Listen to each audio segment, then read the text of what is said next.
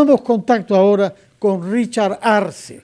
Él ha sido congresista de Nuevo Perú, partido al que renunció por la cercanía que intentó hace ya 2 años con el Partido Perú Libre de Vladimir Cerrón. Él fue congresista de Apurímac, conoce los andos centrales y fue una de las primeras personas que alertó aquí en RPP hace 2 años sobre los riesgos que implicaba para nuestra democracia, nuestra economía y la lucha contra la corrupción el partido de Vladimir Cerrón. Richard Arce, muy buenos días.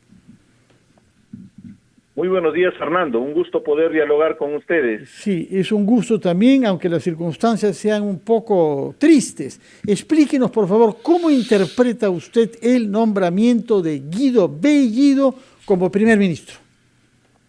Definitivamente es una decisión errada de parte del presidente Castillo, en vista que la personalidad de Guido Bellido no tendría el perfil que se requiere para un premier. Y lo digo por experiencia propia. No es una persona que tenga una posición dialogante, más bien es una persona con posiciones radicales, que no genera confianza para poder tender puentes con la oposición, con otros sectores, gremios, organizaciones de la sociedad civil, para hablar justamente con otros sectores políticos que el rol de premier lo requiere. Lamentablemente la decisión viene por imposición de Vladimir Cerrón, porque él fue el que puso un Twitter en la mañana, mencionando inclusive en contra de la posición de los aliados que se iba a imponer a alguien de Perú Libre. Y la situación es que están exponiendo el propio gobierno de Pedro Castillo a una situación de confrontación que ya hemos vivido en el lustro pasado, con resultados terribles. Tuvimos 4 presidentes en 5 años, un Congreso disuelto y un Congreso también improvisado de 1 año y medio que le hizo mucho daño al país con leyes inconstitucionales. Señor Arce. Adelante, Carlos. Señor Arce, y la conformación en términos generales del íntegro, bueno, tenemos 16 ministros, faltan obviamente los de Economía y de Justicia, pero la conformación de este gabinete parcial, ¿cuál es su opinión con respecto a la idoneidad y capacidad de quienes han sido designados como titulares de los diferentes portafolios? Definitivamente es un gabinete muy débil, justamente por estos mensajes políticos totalmente errados al ni siquiera tener una organización para la juramentación. Recuerda bien que se dijo que era el 28 de julio la juramentación. Después pospusieron para el viernes 30. Después recularon y dijeron que sea el día de ayer a las 8 de la noche, 8:30. Al final la juramentación fue bordeando la medianoche, con lo cual se muestra justamente improvisación, informalidad, y genera una sensación de que no hay la capacidad para tomar el gobierno. Habría hasta la impresión de que el presidente Castillo no sabe qué hacer ante una crisis que ellos mismos han generado, que Vladimir Cerrón ha generado. Y evidentemente en el perfil de los ministros hay personas con bastante cuestionamiento. Si vamos a escrutar uno por uno, hay argumentos suficientes para que en este momento el Congreso aplique la estrategia de la censura. Creo que es lo más inteligente y ya se está mencionando como una estrategia para defenestrar a cada uno de los ministros y dejar solo en offside a Guido Bellido. Lamentablemente eso abona esta tesis que estamos afirmando de que el día de ayer Pedro Castillo ha gatillado el inicio de una confrontación política innecesaria que va a tener consecuencias en el ciudadano de a pie. El perjuicio que ocasiona a cada persona por estas decisiones políticas no toma en cuenta inclusive que estamos viviendo una crisis humanitaria como la pandemia y una crisis económica que debería ser ponderada por el presidente Pedro Castillo. Al final se votó por Pedro Castillo, no por Vladimir Cerrón. Ahora, ¿por qué es que habría hecho todo esto Vladimir Cerrón? ¿A qué responde? ¿Qué es lo que busca? Y se lo pregunto a usted, que es un hombre de izquierda y de los Andes centrales también, y que conoce desde hace mucho tiempo el accionar de Perú Libre en su lugar de origen, que es Junín.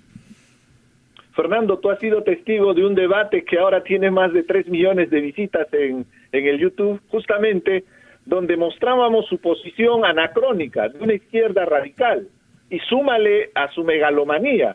Vladimir Cerrón lo que ha estado haciendo estos días es descalificar al presidente Castillo, cuando él se dedica a ser vocero, sin que nadie le haya designado, a inclusive designar ministros, como estamos viendo y somos testigos. Él ha estado mencionando, quería imponer inclusive a un personaje como este señor Nájar, también con serios cuestionamientos, y al extremo de inclusive presidir la comisión de transferencia. Ya hemos sido testigos, Fernando, durante tantos años en otros gobiernos, a los poderes de facto, a estos personajes que tenían el poder bajo la sombra, con Montesinos en la época del fujimorismo y también con Nadine Heredia en el gobierno de Ollanta Humala. No queremos que haya un personaje tras bambalinas que decida el destino del país. Y lo que está haciendo Vladimir Cerrón es justamente por su megalomanía. Él busca un protagonismo, inclusive un desprecio por el país, porque el mensaje para que se desprende del análisis es que él quería que sea este señor Nájar el premier. Como no lo han aceptado, como lo han cuestionado, pone a otro atláter suyo que es parte de ese cogollo, de ese buró político, para que nos puedan entender, porque creo que les gusta eso. Ellos hablan siempre inclusive de la aspiración del partido único, como en regímenes totalitarios. Entonces pone a Guido Bellido, que tiene serios cuestionamientos, que es misógino, que es homofóbico, que inclusive tiene simpatías con estos grupos terroristas que le ha causado tanto daño al país. Él va a manejar información de confidencialidad, de secreto de Estado. Por eso que en el Congreso él no puede ser parte de la Comisión de Defensa y Orden Interno, no puede ser parte de la Comisión de Inteligencia, pero qué casualidad, ahora va a presidir el Consejo de Ministros con información privilegiada que justamente está asociada a seguir luchando contra los remanentes de lo que queda de esta insanía que nos ha causado tantos daños durante la década de los 80 y los 90. No ha ponderado esto Pedro Castillo. ¿Por qué expone de esa manera su gobierno viendo los caprichos de Vladimir Cerrón? Esto es lamentable porque pone en juego, te vuelvo a repetir, a la población, a las personas más vulnerables que están sobreviviendo una crisis humanitaria como es la pandemia. Muchas gracias por su tiempo y sus explicaciones y por haber puesto el énfasis en las necesidades reales de nuestra población, la crisis de la pandemia y la crisis económica. Todo el resto parece un juego cínico comparado frente a lo que usted ha subrayado. Muchas gracias, señor Richard Arce, y espero que podamos conversar en el futuro para contar con sus explicaciones sobre algo que usted conoce más de cerca en virtud de su conocimiento de la realidad del centro del Perú. Muy buenos días, señor Arce. Solo si me permites, es importante resaltar que Pedro Castillo empezó bien el 28 de julio con el mensaje simbólico, potente, de un profesor de escuela rural, de un hombre del Ande que llega al poder.